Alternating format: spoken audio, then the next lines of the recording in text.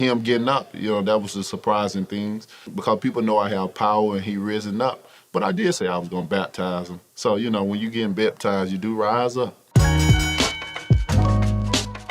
Hey, what's up, everybody? Marcos Villegas here, and the champ is back. February 22nd, Deontay Wilder, Tyson Fury Part 2. Champ, thank you so much for joining us here today. We're going to take a look back at your first fight with Tyson Fury. It was a great fight. It had a lot of action. What sticks out to you the most from that fight?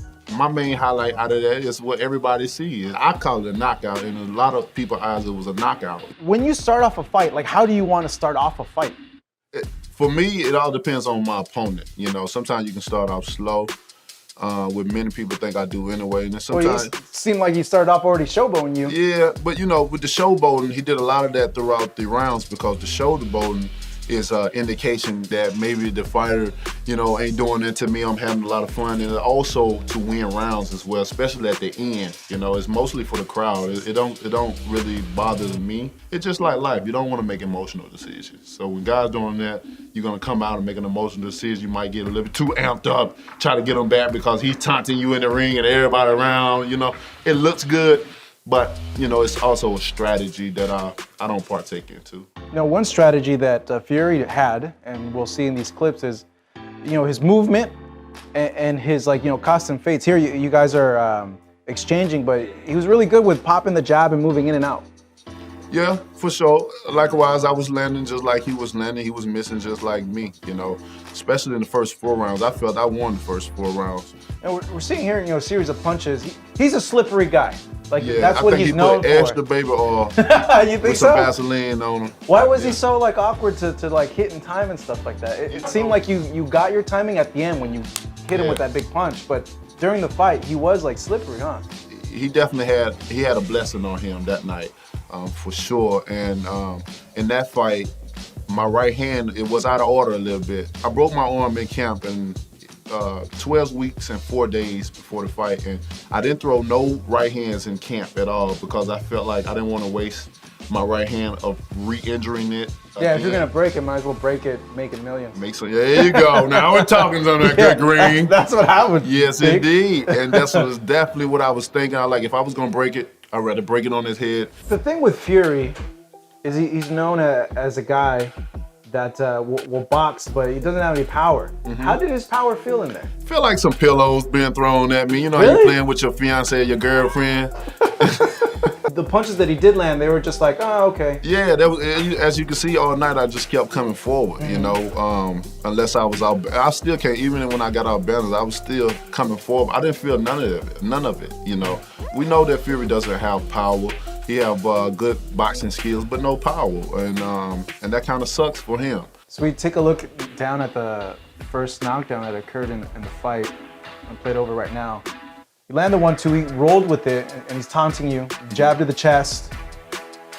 You hit him right there, I think on the side of the head or the temple, right? Yeah, it's the temple. I hit him twice. And you know what? It's the same combination that you hit him in the 12th round, but with this one, it didn't seem like it was full, but you grazed him and he went down. Yes, and I was thinking that going back to the neutral corner, I'm like, I didn't even hit him hard.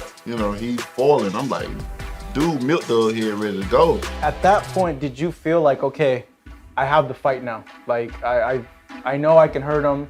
Yeah, he is a little slippery, but I know if I touch him, he already went down. This is a change in the fight now. Well, the fight didn't change for me. I knew I still had a test on my hand. Like always in all your fights, when you smell blood, you go after him, man. Just make sure. Sometimes you have to make sure. I'm just applying pressure. That's all I'm doing. Pressure, headlock. So excited, anxious to get this man out of, but I'm throwing as you can see, my right hand, it's the same bend. It got the same L bend. You're jabbing, and then I can see what you're saying about same thing. Every time I throw right hand, see, it's the same. Right there though was straighter. Yeah, well, I just caught him at a good time, bending down. Because he been down in the same place over again every time. And sometimes I used to see it slow in the fight that him bending over just like this. He would bend down, then I would see his eyes closed as well too, and I'd be like, oh, there it is.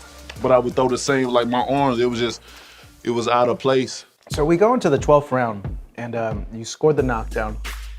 As we see here, I'll start the beginning of the round. What are your thoughts coming into that 12th round? Do you feel like that the fight is yours? Do Do you feel that the fight's still in the air? Do you feel that it's close? Like, what are you feeling? The fight was close, but I feel like it was mine for the taking. I don't feel like he did enough to come in to be the champion. Like I said, I feel like I was the one that was pressuring him. A fighter just knows when they land that punch. You can just feel it, Yes. you know? When you land this punch, you walk off, and it's like that feeling like, I got him, that's it. And like, oh, this gotta be up. Because when you lay like this is already like a sign, right? Oh, yeah. I was at ringside, and like we all stood up, and we're like, You know it's what I'm over, it's done. Exactly. Because he just flailed like that, and we're like you mentioned, when people flail like that, that means like they're usually out. They're done. And not only that, you look at the body language, but you also looking at the eyes, and you make sure the tongue not in the throat and stuff. And I'm looking at this man's eyes in the back of his head, and veins, popping from his from his neck. And I'm like, when I looked at that, glanced over, I was like, oh no, this is over. Boom.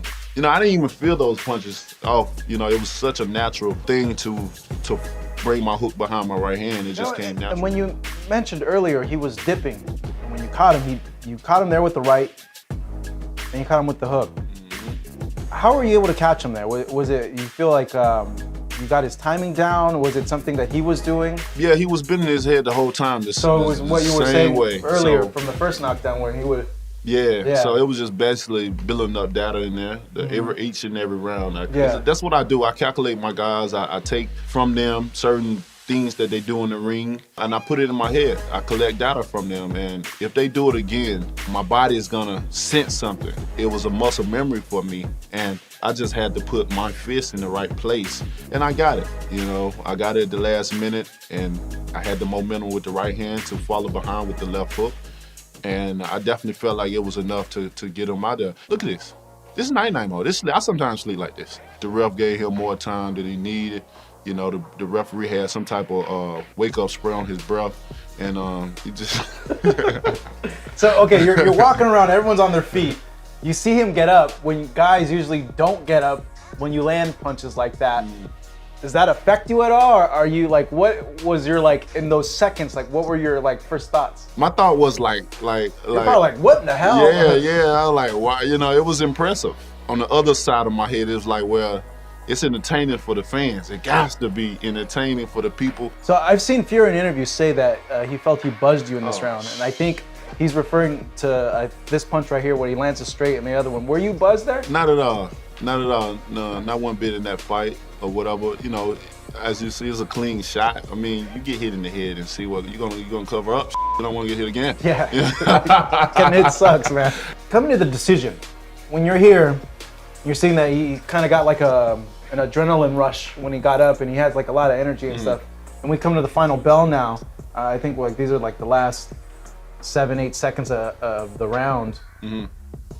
That bell rings. He puts his hands in his air. You're looking up. That's taunting. That's taunting. You do that to steal the round. You know what I'm saying? He know he got knocked out cold during that time, so he got up. I would have been sticking my tongue out, tasting that air too. I mean, that was a victory, and thank you, Lord. Those things are just antics to try to win the round. Yeah, that's all that is. You ever get tired watching that? Never, because it's always different. I always look at the body language.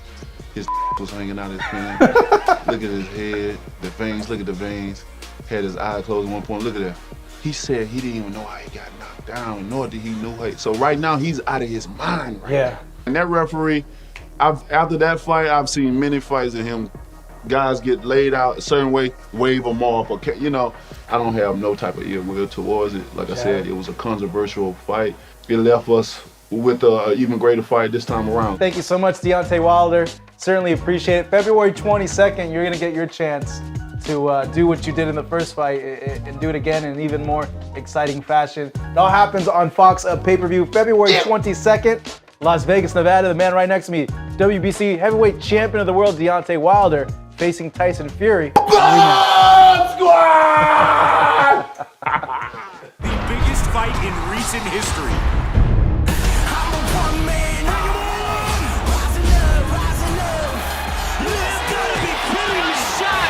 Wilder Fury 2, February 22nd on pay-per-view. Thank you for watching. Well, if you enjoyed that clip, make sure you click somewhere around here and subscribe. From fight highlights to exclusive interviews, we have got everything you need as a boxing fan right here on PBC on Fox.